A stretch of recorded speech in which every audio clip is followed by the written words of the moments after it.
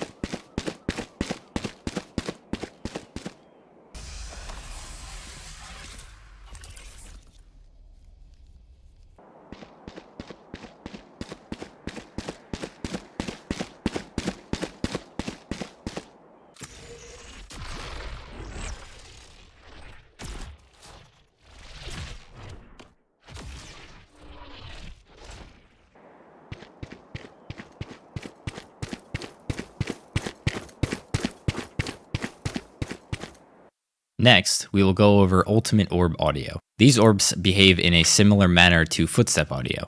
The audio radius is the exact same. However, there is one difference. There are two sounds you can hear when an enemy picks up an orb. The initial ping sound and a lower pitched, let's call this confirmation audio. The difference between these two sounds is the second confirmation audio. The radius is significantly smaller than the initial ping sound. The radius of the initial orb audio, just like footstep audio, is 32 meters. The second confirmation audio is 22 meters. I believe the reason for this is to allow the player who is picking up the orb an advantage since they're unable to move or shoot. Keep this in mind when playing near an orb or playing for an orb, and pay attention to the enemy icons at the top of your screen, because they may have their ultimate ability now. Moving on, we will go over some of the most important audio cues in Valorant, spike audio. In this section, we'll go over the audio for when an enemy is planting, defusing, when the spike is initially being defused versus halfway defused, and the max distance you'll be able to hear these audio cues on each map. The audio for planting and diffusing is the same in terms of radius, which is a max of 60 meters. Keep in mind, the audio's volume begins to drop off when you reach the edge of this radius. For the sake of time, I have recorded only the common or default plant spots for the spike. Depending on where the spike is planted, this will obviously change the radius of the audio you'll hear when someone plants or diffuses. Some things to keep in mind. It takes 7 seconds for an enemy to fully defuse a spike, 3.5 seconds to defuse a spike halfway, and 4 seconds to plant.